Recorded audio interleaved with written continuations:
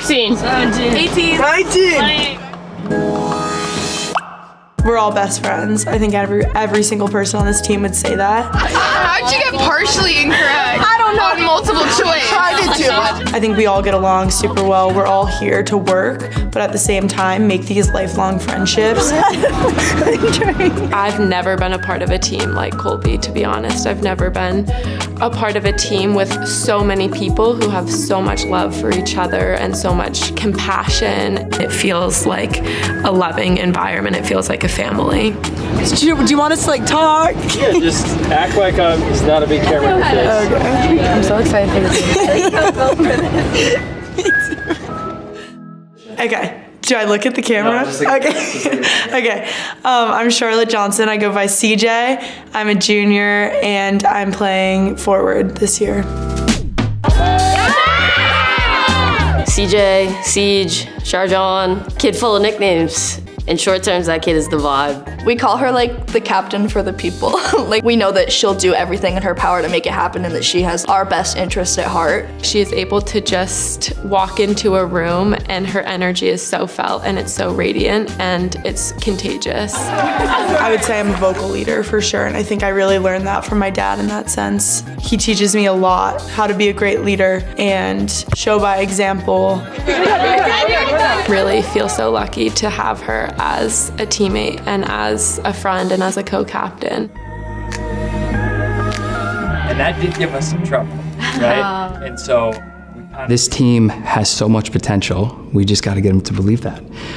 So we talk about it, right? We usually play 2 6s. So the side of the 18 or above the 18? I think the best way to work through the frustration of, coming up short is to be direct and address it right away. I started like on the side.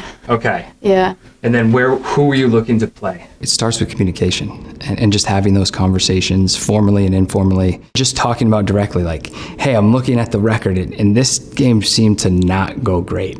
So what happened? Talk to me.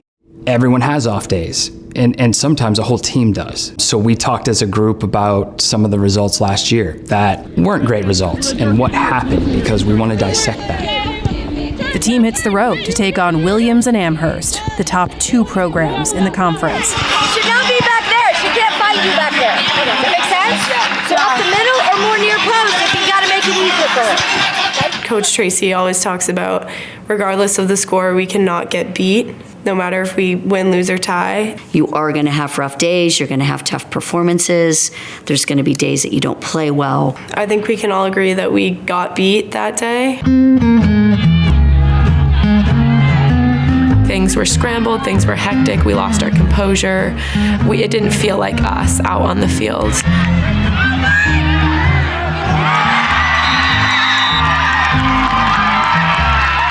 Playing Williams, even going throughout the first half, didn't sort of really go how we wanted, but we were only down 1-0, and honestly was coming back. Ended up hitting the post, which would have made it 1-1. Changes the entire game. Very, very shortly after they transition and score a second one. What a goal Blakely Bucket had. That puts Williams up 2-0. It wasn't just clicking, things weren't clicking together, and we didn't play our best. We lost 4-0 in that game, so yeah, that I would say was my lowest point. Just so tough for mental space, especially as a goalkeeper.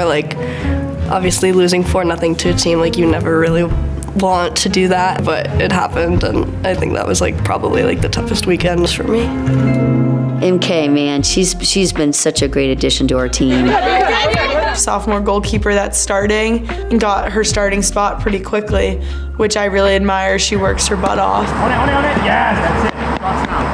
On the field, she is just an insane goalkeeper. I don't know how she does it. There's a lot required of the goalkeeper. We love all of our goalkeepers. We believe in all of our goalkeepers. She's only going to grow into an even better leader, and she's already at an incredible start point. I think we all feel this. We all feel how much this sucks and how much this just deflates the energy and the momentum that we have. and I think we can't feel it again. Like, no team in this conference is 4 goals better than us, and we together can get through a lot. We've gotten through a lot of together. We believe in you just as much after this game as we do before this game, but that can't happen again. We do have to get through the disappointment and find a way to rally for a big opportunity tomorrow. Big redemption day tomorrow, and we need to redeem ourselves. We should feel like that, okay? Here we go. Here we go. Come on. Everyone. Stick together here.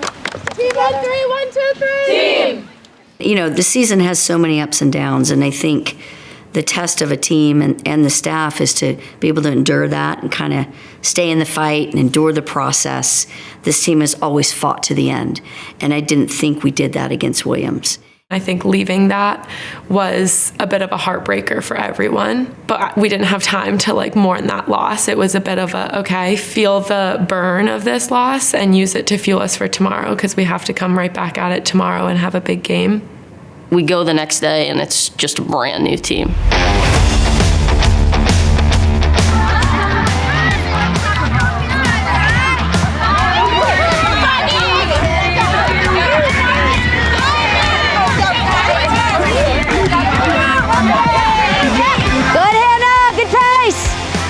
Good ball. That's a good ball. Nice. All right, let's hop on over. Well done, guys. So, guys, listen. We have everything we need in this circle to succeed. We have everything we need. Team on 3, 1, 2, 3. Team!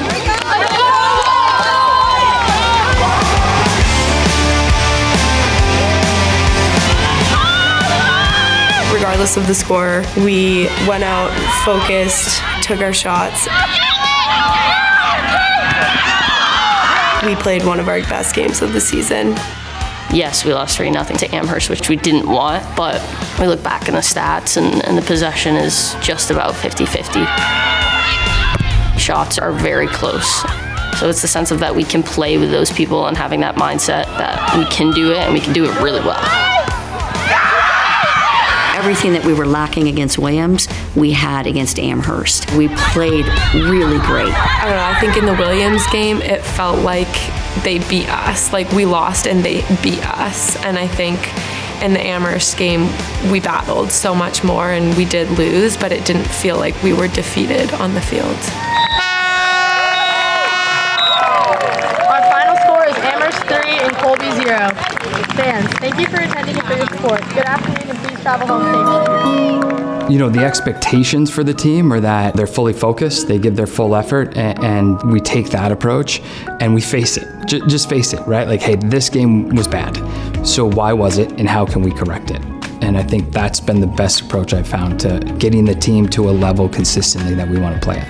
I think even walking away from the Amherst game with a loss, it felt like a win in some ways because of the ways that we were able to show our resilience and show that that was our team out on the field against Amherst, and we battled and we played our style against one of the top teams in our league. That was our team, I said at the end of the game. This is our team, and yesterday really wasn't our team. What do you do when you fall down? You get back up and you dust yourself off, and even though the score doesn't indicate, I always say sometimes the score doesn't tell the whole story. We played some great soccer today against a very good team. I hope that everybody on my team believes that we are the best. And Muhammad Ali even says, I'm the best. I said that even before I knew I was. So we have to believe that we are the best, and then we will be the best. The season heats up as Colby challenges crosstown rivals, and we go behind the scenes of Colby's peak performance program.